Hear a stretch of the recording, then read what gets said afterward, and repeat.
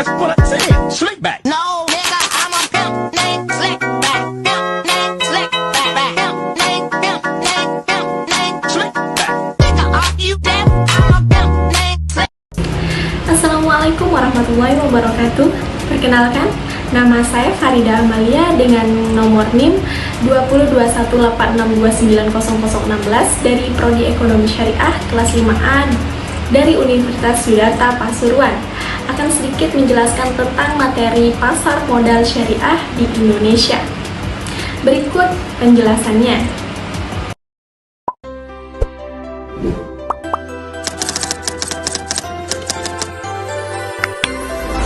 Pengertian dari fungsi pasar modal syariah. Yang pertama, pengertian pasar modal syariah. Pasar modal melengkapi fungsi lembaga keuangan lain dalam sistem keuangan, seperti bank komersial, perusahaan asuransi, dan lembaga lainnya, sebagai lembaga intermediasi. Secara teoritis, diasumsikan bahwa bank syariah tidak boleh menawarkan kesempatan investasi dengan imbal hasil dan pokok yang pasti seperti deposito, bank berbasis bunga, atau surat utang negara. Dalam konteks Indonesia secara umum, kegiatan pasar modal berbasis syariah juga tidak terlepas dari perkembangan ekonomi keuangan syariah secara umum. Pasar modal syariah berkembang mengikuti perkembangan industri perbankan syariah dan asuransi syariah. Pasar modal merupakan bagian integral dari suatu sistem keuangan. Istilah pasar biasanya menggunakan kad bursa dan market. Sementara untuk istilah modal sering digunakan kata efek dan stok. Secara umum, pasar modal dalam arti sempit dipahami suatu tempat yang terorganisasi di mana efek-efek perdagangan. Terdapat sejumlah pihak yang terlibat dalam aktivitas pasar modal, yang tanpanya suatu pasar modal tidak dapat beroperasi dengan baik, yaitu adanya organisasi regulator pasar modal yang bertindak sebagai badan pengawas pasar modal, adanya tempat yang memfasilitasi terjadinya transaksi di pasar modal yang disebut dengan bursa efek, adanya perusahaan efek, adanya para pelaku pasar modal yaitu para investor dan emiten, dan adanya profesi penunjang pasar modal yang membantu proses transaksi di pasar modal.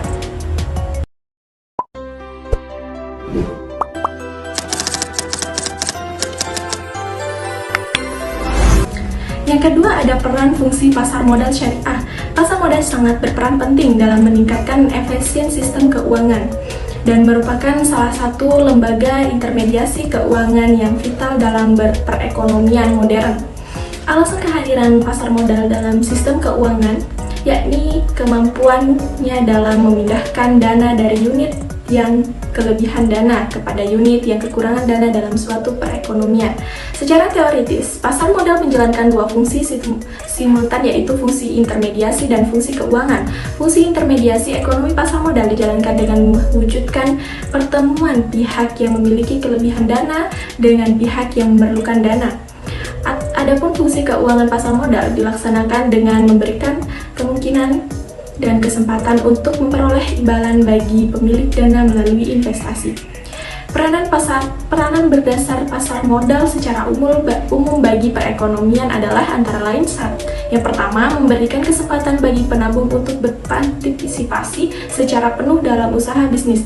Yang kedua, memungkinkan pemegang saham dan obligasi memperoleh likuiditas dengan menjual saham dan obligasi mereka di pasar sekunder. Yang ketiga, memberikan kesempatan bagi pengusaha untuk menghimpun dana eksternal untuk kebutuhan ekspansi aktivitas ekonomi dan perusahaan mereka. Menurut McWally, keberadaan pasar modal syariah selain menjalankan fungsi pasar modal secara umum, juga memberikan manfaat lain bagi perekonomian nasional, yaitu memungkinkan bagi masyarakat berpartisipasi dalam kegiatan produknya.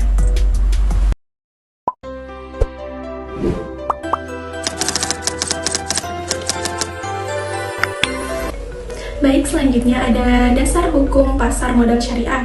Penerapan prinsip syariah di pasar modal tentunya bersumber pada Al-Quran sebagai sumber hukum tertinggi dan hadis Nabi Muhammad SAW.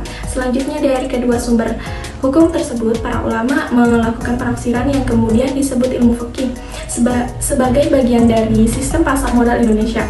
Kegiatan di pasar modal yang menerapkan prinsip-prinsip syariah juga mengacu kepada Undang-Undang Nomor 8 Tahun 1995 tentang pasar modal.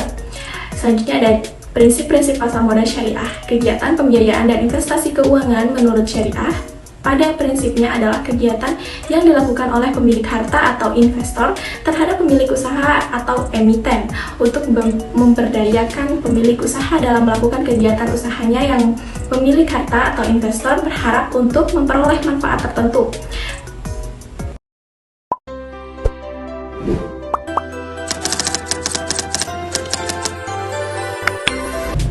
Ada mekanisme investasi pasar modal syariah. Investasi merupakan kegiatan muamalah yang sangat dianjurkan karena dengan berinvestasi, harta yang dimiliki menjadi produktif dan juga mendatangkan manfaat bagi orang lain. Atas kegiatan penyelenggaraan operasional bursa efek mengenakan biaya ujrah atau rusum.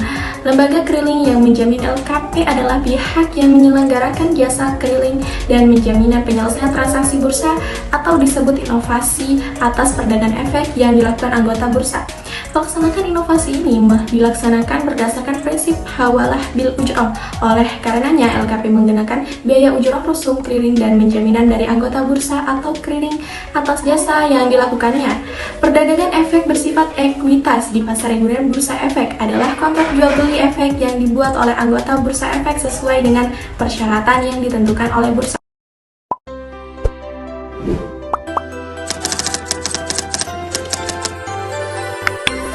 Baik, selanjutnya ada transaksi-transaksi yang dilarang di pasar modal syariah. Transaksi-transaksi dalam pasar modal syariah di Indonesia diatur oleh Fatwa DSN MUI. Fatwa DSN MUI secara umum merupakan regulasi yang di dalamnya secara khusus diatur regulasi transaksi pada saham yang harus dilakukan menurut prinsip-prinsip kehati-hatian, serta tidak diperbolehkan melakukan spekulasi, manipulasi, dan tindakan lain yang di dalamnya mengandung unsur diharor, goror, riba, maisir, riswah, maksiat, kezoliman, dan tadlis. Yang terakhir, perkembangan pasar modal syariah di dunia dan di Indonesia. Yang pertama, perkembangan pasar modal syariah di dunia. Prinsip syariah diterapkan pada industri perbankan, yaitu ditandai dengan didirikan Bank Islam pertama di Kairo pada sekitar tahun 1971 dengan nama Nasser Social Bank yang beroperasional berdasarkan sistem bagi hasil tanpa riba.